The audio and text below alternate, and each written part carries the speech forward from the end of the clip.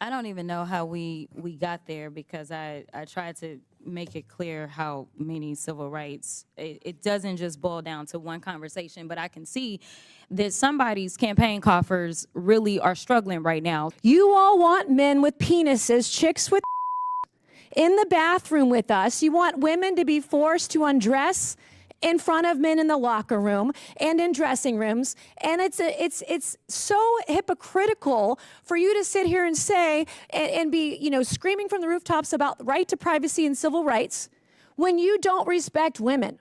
And you don't respect women who've been raped, women who are victims of sexual abuse. And you want me, a victim of rape, a survivor of rape, to go into a locker room and be forced to undress in front of a man? You have to be kidding me. So I don't want to hear about you talk about rights, individual rights, civil rights, because you can't find the courage from the 60s to fight for women all around America. Fight for women like me, every single woman. She gonna keep saying trans, trans, trans so that people will feel threatened. And child, listen, I want y'all to tell me whether or Do not. not call me a child. I am no child. I want Don't to even find start. out I am a grown which woman. of those I am 47 years emails old. I have broken actually more have. glass ceilings than you Chairman, ever I will. am reclaiming my Let's go. time. You will not do that. I Order. am not a child. Chairman, I am not a reclaiming child. my time. And I am curious to know, for whoever goes next, do you ask your constituents when they call your office, are you a citizen or not? Because at the end of the day, I have to handle immigration cases as well in my office. We are elected to represent the people regardless of their citizenship, and we have to help them because they reside in our districts. Thank you, Mr. Chairman. I don't think we should be taking the advice from a group of people who can't define what a woman is. You certainly can't define what government efficiency is. So let's just start right there, Mr. Chairman. I support the subcommittee, the creation of the subcommittee on DOJ. I wildly support Marjorie Taylor Greene as the subcommittee chairwoman. And again, to the party who says we don't like or support women, well, guess what? We have two women on this committee who are subcommittee chairwomen who carry gavels. And we're working for the President of the United States, the president who made the first female chief of staff ever in the history of the United States. And I also want to correct the record of the ranking member earlier. There's no Republican up here who has cut Social Security. That is a lie. That is a lie being promulgated by the left, aided and abetted by the mainstream media, and all those liars out there on social media on the left saying that is not true. And when we want to talk about oligarchy, we had Joe Biden, we had Nancy Pelosi, we had Chuck Schumer, controlling everything on the Hill in the Capitol for years. And guess what? They've all delivered. They delivered the worst economy in history for Donald Trump. They have delivered more terrorists coming across the southern border than any administration in history.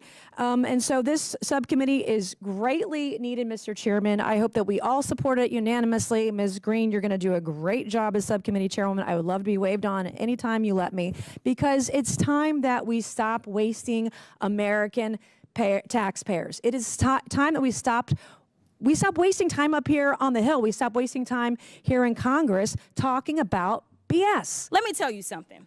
Y'all need to find some people that actually care about their constituents. And honestly, whenever y'all are ready to work, we on this side of the aisle have always been ready to do what is right by the American people. Instead, what you can continue to do is go after the most vulnerable in our country. The fact that you just sat up there and somehow figured out how to tie trans folk to your argument makes no sense to me. But let me tell you something. Trans people ain't going nowhere, just like when the racists wanted to make sure that black people somehow were going to be dismissed in this country. We ain't left either. So I have a series of questions for you, Mr. Santos, that are yes or no. And so I would ask that you use yes or no when I ask these questions. Did the U.S. Census Bureau do anything to identify the immigration or citizenship status of individuals surveyed during the 2020 census, yes or no? No. Are illegals counted in the census, yes or no? Yes, if they're permanent residents, if they reside in the U.S. Okay, so when you're doing the census with folks and asking the question, you're asking them if You're not asking if they're a citizen. You're asking, do you ask if they're a permanent resident? We asked folks to list everyone who lives at that residence. Okay, but you're saying you're only counting illegals if they're a permanent resident. Well, if they live at that residence.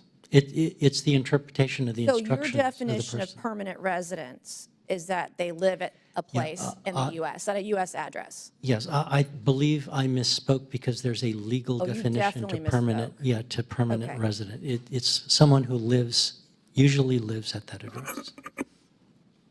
So I'm going to ask the question again. Are illegal aliens, criminal illegal aliens, the people that break the law coming into our country when they enter in the door illegally, are they counted in the U.S. Census, yes or no? Yes. Thank you.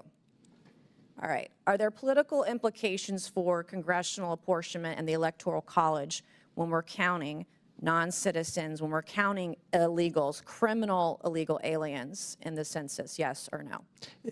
I'm sorry, I missed the first part of the question. Are there political implications for congressional apportionment and the Electoral College when you are counting criminal illegal aliens in the U.S. Census? I do not know. Oh, you absolutely know. Because apportionment is based on what? Is it based on what? Population? Yes. Population based on counts in the what? U.S. Census? Correct. All right, you're the director of the U.S. Census Bureau, correct? Correct. Why is this so difficult for you to answer honestly? Well, no, it is what it is. So What if there's is more what it is? population, What is then what it you get. is? You just said you didn't know if there were political implications for congressional apportionment and the Electoral College when Well, you're counting illegals. In all honesty, I am not a politician. I'm a scientist, and so we do our counts according to Okay, the Mr. Constitution. Science, and- Mr. Science. Sure. Yes, ma'am. When you're doing apportionment, we're doing congressional seats based on population that includes illegal aliens. Does that have a political impact in campaigns when you're drawing those lines and having people vote in those elections? They are counted in apportionment. Yes. Okay.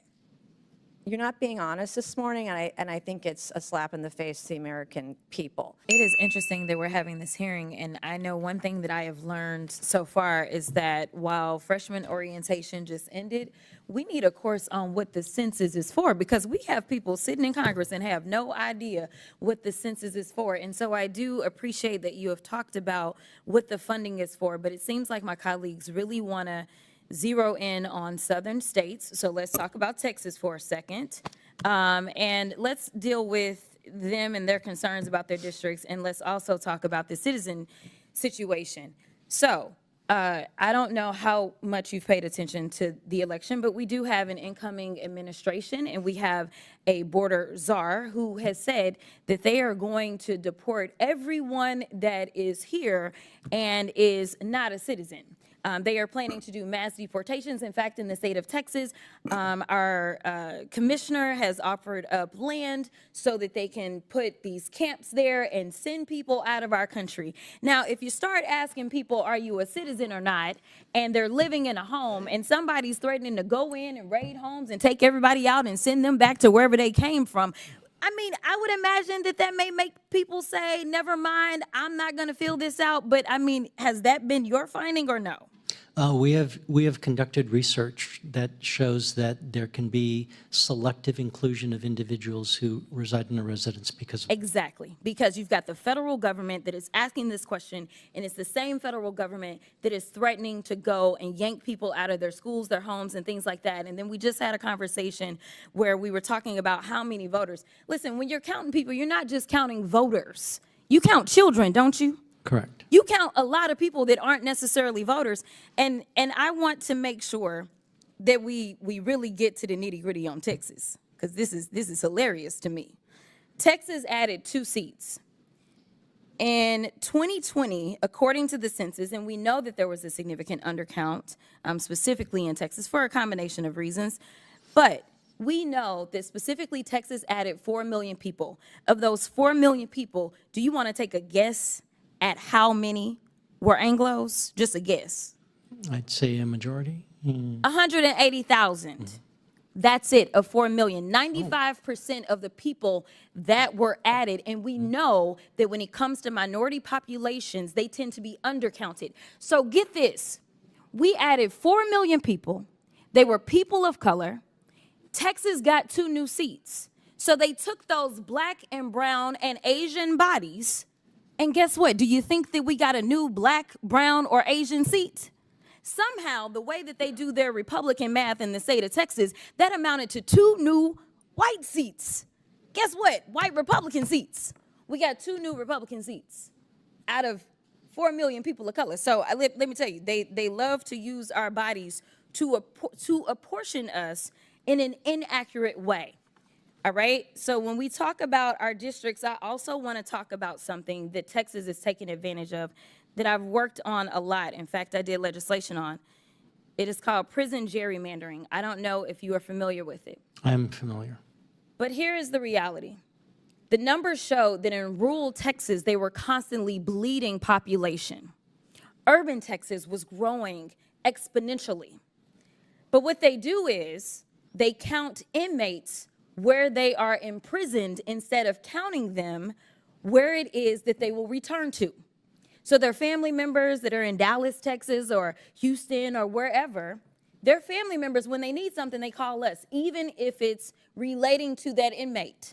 But somehow rural Texas is getting better roads than they probably deserve because they're counting those inmates that are not driving on those roads. They're counting those inmates that are not using their hospitals. They're counting those inmates whose children are not attending their schools because of prison gerrymandering. So again, Republicans are really good about using black and brown bodies, because I can also tell you that the numbers are clear that we have a black and brown incarceration issue, not just in Texas, but in this country. And in fact, the state of Texas incarcerates more people than any other independent democratic country. That is how bad our incarceration is just in the state of Texas. And I've got so many great colleagues on this committee that actually benefit from being able to do things like that. So listen, this is about resources. It's about putting the resources where the people are.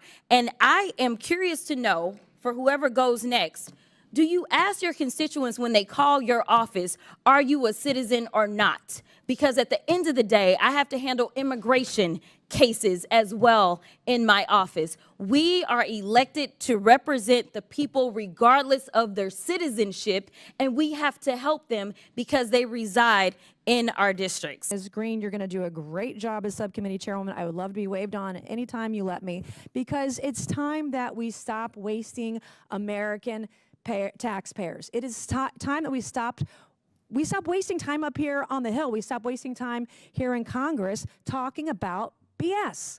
And someone brought up dignity earlier.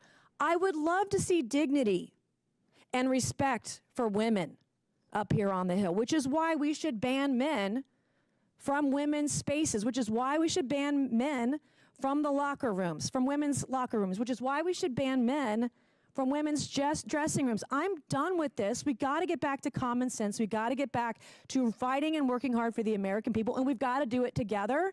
So you guys can talk all you want on the left side of the aisle. You're not going to be successful because there was a mandate in November, the most historic mandate by Donald John Trump. And the American people want us to get our stuff together. Notice how I'm not cursing today. They want us to get our stuff together and work for the American people, and that starts now. That can start with the DOJ subcommittee. That can start with every committee on the Hill today if we put in the effort and the work to do it. Thank you, Mr. Chairman, and I yield back. Gentlelady yields back. Anybody? Chair? Ms. Crockett? Chair recognizes Ms. Crockett. I'm so glad that we could finally end that nice little propaganda commercial break. Listen, I don't know what Ms. Mace was talking about. I thought we were talking about government efficiency. And the last time that I checked, this committee in the 118th, just like in the 119th, has been governed by the Republicans. Chairman, is it not true that you were the chairman in the 118th? You were? Okay, so the Republicans have controlled this committee. So my question is, why is it that you need to create an entirely new subcommittee when you literally could go through and do whatever work it is that you're talking about handing over to the gentle lady who has never seemingly brought up anything about efficiency? The only thing I recall from the 118th was her spending a lot of time on somebody's junk in this committee. So let me be clear. Y'all had a chance, you chose not to use it, so why should the American people be convinced that now all of a sudden, because you create a new committee that has been promulgated by a real oligarch, you're talking about Chuck Schumer and Nancy Pelosi, they were actually duly elected, not somebody sitting there buying Twitter and just happened to be the richest person in the world telling y'all what to do. Let me tell you something. Y'all need to find some people that actually care about their constituents. And honestly, whenever y'all are ready to work, we on this side of the aisle have always been ready to do what is right by the American people. Instead, what you can continue to do is go after the most vulnerable in our country. The fact that you just sat up there and somehow figured out how to tie trans folk to your argument makes no sense to me. But let me tell you something. Trans people ain't going nowhere, just like when the racists wanted to make sure that black people somehow were going to be dismissed in this country. We ain't left either. During the 118th Congress, Oversight Republicans disbanded one of the most important subcommittees in Congress, the Subcommittee on Civil Rights and Civil Liberties. And now in the 119th Congress, the chairman and House Republicans have decided to prioritize the demands of the real president, Elon Musk, and his billionaire friends over the needs of the American people. Now, we are about to approach the birthday of Martin Luther King. It's actually tomorrow. And on January 20th will be the inauguration of Donald Trump, but it will also be the observation of MLK Day. And the fact that we have decided that in this country we are not going to honor civil rights should be something that we all take issue with. Considering the fact, for some that don't know what civil rights are about, because some people only believe that it deals with black folk, let me explain. Civil and political rights are a class of rights that protect individuals' freedom from the infringement by governments, social organizations, and private individuals. They ensure one's entitlement to participate in the civil and political life of society and the state. Defined another way, the right to be free from discrimination, the freedom to worship as we choose, the right to vote for our elected representatives, the protections of due process, the right to privacy. If any of that sounds familiar, it is because these are rights that are born out of our Constitution, something that we all supposedly have sworn an oath to, and we swear to not only, we don't just swear to it, we are supposed to protect those rights. Interestingly enough, we just had the funeral of one of our beloved presidents.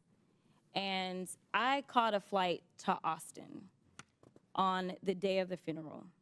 And I had the honor of sitting next to someone who was a little familiar with the White House. That person was Lucy Baines Johnson. And when I tell you that she is a wealth of information, I really mean that. And when we had an opportunity to talk about what she experienced as her father was president during a time in which, honestly, our country was on fire, and I would argue that, unfortunately, our country is on fire right now. When I first ran for office, I ran for the State House and said that we were in the midst of a modern-day civil rights movement, and I have not been convinced otherwise just yet. But this is the daughter of the president that signed the Civil Rights Act of 1964. She was also there when he signed the Voting Rights Act of 1965. And to be perfectly honest, without that voting rights, I don't believe that I actually would have a seat in Congress. And so I do believe in preserving the fact that everyone should be entitled to real and true representation, because I do have a Section 2 seat as our Voting Rights Act has been decimated. But one of the stories that she told me was that her father asked her about coming over to the Congress for the signing of the bill as it relates to the Voting Rights Act. Now, for her, it was a bit inconvenient as an 18-year-old to have to leave the White House and go over to Congress. And she asked her father, why should we go over to the Congress, Daddy, to sign this particular bill? And she said, we need to go over to the Congress because we need to pay due respect to those members of Congress that knew that voting for this bill meant that they would not be returning to Congress, but they had the courage to do what was right for this country and make sure that everyone's voices were going to be heard. The one thing that we could do, the very small thing that we could do, is have a little bit of courage and decide that we are going to reinstitute this particular subcommittee because, unfortunately, I don't see the type of courage that the people that served back in the 60s had coming out of some of our colleagues. And so I'm asking you to do the courageous thing today and just institute a subcommittee that would make sure that we are looking out for those protections of everyone in this country to make sure that we have real freedom, something that we all supposedly espouse to believe in. And with that, I will yield. Mr. Chairman. Gentlelady's time's expired. Any member seek recognition? Yes. Mr. Higgins? Oh, Ms. Mace was first. I'm sorry. Ms. Mace. Thank you, Mr. Chairman. Again, I don't know what's going on today. I find it extremely rich and offensive. So we're talking about civil rights. I'm the former ranking member on the Civil Rights Subcommittee, something I believe in civil rights and civil liberties of all Americans. And we were talking about infringement of individual people. Also, quote, the right to privacy of individuals. Coming from a party that can't define what a woman is and won't give women the right to privacy. As a rape survivor, I shouldn't have to explain to you why women have rights and why women, when we're in the bathroom, when we're in the locker room, when we're in a dressing room, why I don't feel safe when there is a man nearby. And the fact that we're going here and we're going to say all these things is the ripeness of hypocrisy on the Hill. People need to tell the truth. And if we're going to talk about the rights of individuals, we have to talk about it. Everybody has rights, including women. And at some point, men are infringing on the rights of women. We just had it today. We just had a vote about protecting women and girls in sports. And I believe it wasn't one, it was two people from the Democrat Party who voted to protect women's rights in sports today. Two. Yeah, so this is, Mr. Chairman, this is a deeply offensive conversation to me today. We want to talk about real freedom. Women have freedom in this country. Women have the freedom to go to a private women's only space and not see a man in it. Women have the right to change and not be feared that somebody with their sexual perversion, someone who's confused about their gender, we have the right to feel safe in these spaces. We have the right to know that we're not going to have trans people filming us in the bathroom. How many of these trannies are taking selfies? These men are taking selfies in women's spaces, in the bathroom. It's gross. It's disgusting. So if we're going to talk about civil rights, let's talk about the rights of women in this country and how you are stripping them away every single day. And you're doing it in your legislation. You're doing it in your messaging. You're doing it on X. You're making women feel unsafe in this country. And you're making the opportunity for women and girls to be raped, to be sexually abused in this country even greater than they've ever been. So don't come over here with your attitude and talk to me about rights when you're trying to take my rights as a woman, a rape survivor, away. Thank you, Mr. Chairman. All of the mayors here today are actively working to harm the American people you represent. You all have blood on your hands. I'm going to ask a series of yes or no questions today, and I would like to remind all of you, you are under oath. I only want a yes or a no to my questions. My first question, do you acknowledge breaking into our country as a crime? Mayor Adams, yes or no? Do you acknowledge breaking into our country as a crime? I acknowledge. Yes or no? I acknowledge. Okay, Honorable Johnson, he's not going to answer the question. Yes or no? Is breaking into our country against the law? Yes or no? Depends how you cross the border. Okay, Some folks Mayor have Johnson, status. yes or no? Comprehensive Okay, that's immigration not an reform answer. policies Mayor are what's Wu? necessary in this Mayor Wu, moment. do you have a better answer than these gentlemen before you? Yes or no? Yes. Okay, do you believe it's acceptable for illegals who commit heinous crimes be released back into the public instead of being detained and deported? Mayor Adams, yes or no? Anyone break a crime. Yes or no? This is not hard. Yes or no? Anyone that break a crime should be detained. Okay, Mayor, yes or no? They should be deported. Okay, Mayor. Any individual that Yes or causes no? harm Yes or and no? breaks Okay, the Mayor law Wu? should be held accountable. This is why you have 6% approval rating, because you suck at answering questions. Mayor Wu? Yes or no? Anyone who's a public safety threat should be prosecuted. All right, I have my next question. When an illegal alien rapes a woman, do you believe you're on the right side of history? Mayor Adams, yes or no? Can we say that question again? Okay, Mayor Johnston. When an illegal alien rapes a woman, do you believe you're on the right side of history? Yes or no? I will charge and prosecute them. Yes or no? Okay, well, okay. You said you would go to jail, didn't you? I will For charge and harboring illegal prosecute aliens or anyone. something, Mayor Johnson? Could you repeat your question, please? When an illegal alien rapes a woman, do you believe you're on the right side of history? Could you clarify that question? Okay, Mayor Wu, yes or no? No, rape is obviously Then horrible. why are you letting rapists back out onto the streets of Boston? That is not true. That is Okay. not what's happening in When Boston. an illegal alien molests a kid, molests an underage kid, do you pat yourself on the back for being compassionate? Mayor Adams? It's despicable and he should be arrested. Mayor Johnston? I prosecute folks that commit crimes like that. You guys let him out on the streets. Mayor Johnson? We arrest violent criminals in the city of Chicago. Mayor Wu? We investigate, arrest, and prosecute. You guys don't sound very confident today. Would your city honor an ICE detainer on an illegal alien who rapes kids if one was issued today? Mayor Adams? Yes or no? In conformance with law, we will honor detainers. Mayor Johnson? If there's a criminal warrant, we'll help them pick them up. If there's no criminal warrant, we'll honor a notification request.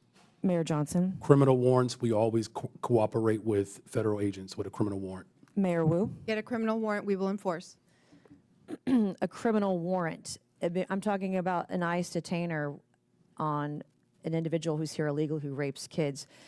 Do you all hate Donald Trump more than you love your country? Mayor Adams? I respect my president. I respect my Yes or country, no? and I You're having the respect hardest time my today. Senate. Mayor Johnston? I love my country. Yes or no? I love my Okay. country. Mayor Johnson? As the son of a pastor, I love everyone and this country. Mayor Wu? I love my country and my city. Do you all, are you all willing to go to jail for violating federal law? Mayor Adams? I'm not going to violate federal law, so I don't have to worry about that. Mayor Johnston? We don't violate federal law either. You don't violate federal law. We do not violate federal law. Is it violating federal law if you don't honor detainer requests from ICE? Absolutely not. In fact, the statute Congressman Biggs shared, we explicitly follow. The statute says you cannot prohibit city employees from sharing information about someone's status with the government. We do not prohibit that. Do you love illegal aliens more than you love your fellow countrymen? I love all the residents of the city and county. Mayor Johnston, are you willing to go to jail for violating federal law? The city of Chicago complies with all laws.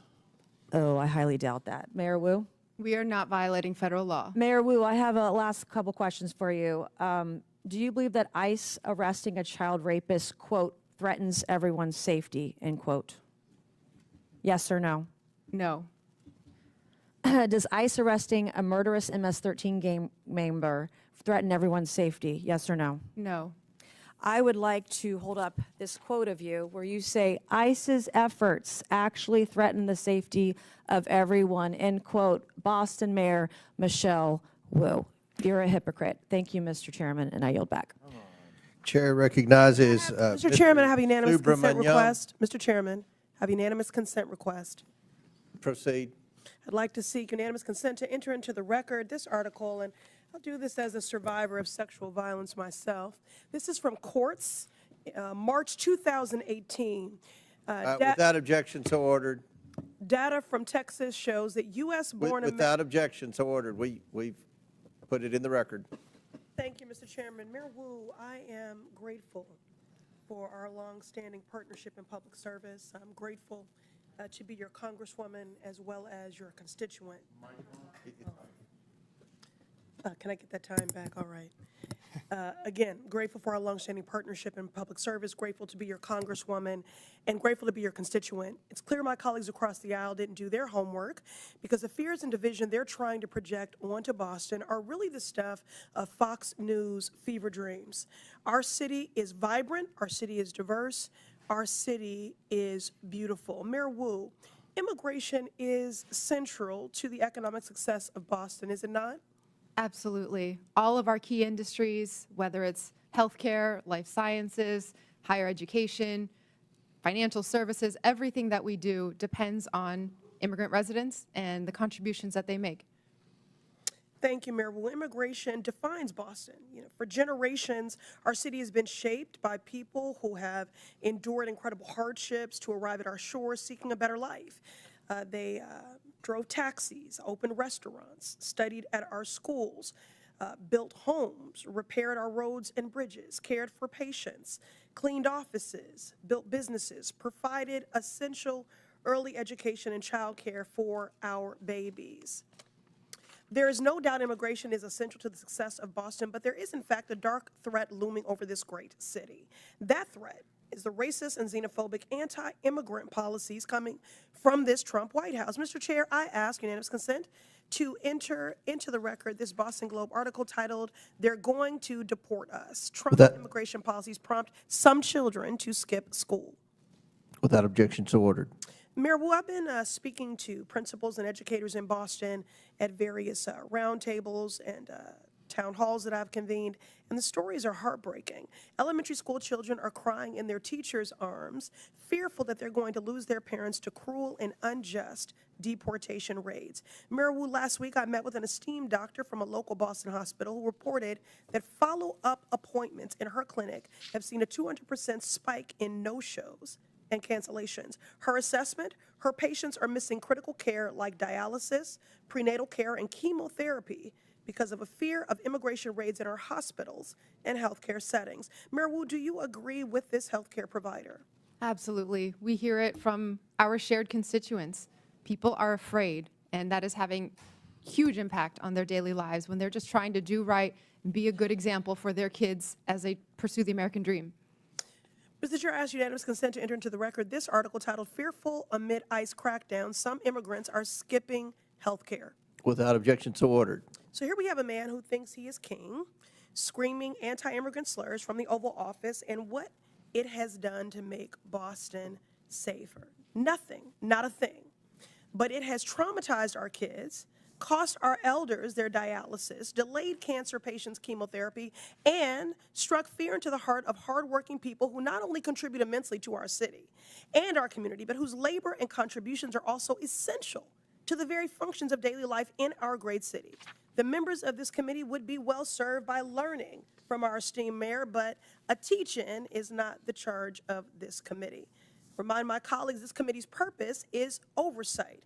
The only person who has something to answer for is Donald Trump.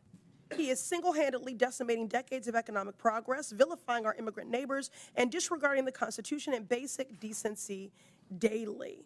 This man points to our most vulnerable, scapegoats them for every hardship, while he himself is actually the source of the hardship that the American people are experiencing.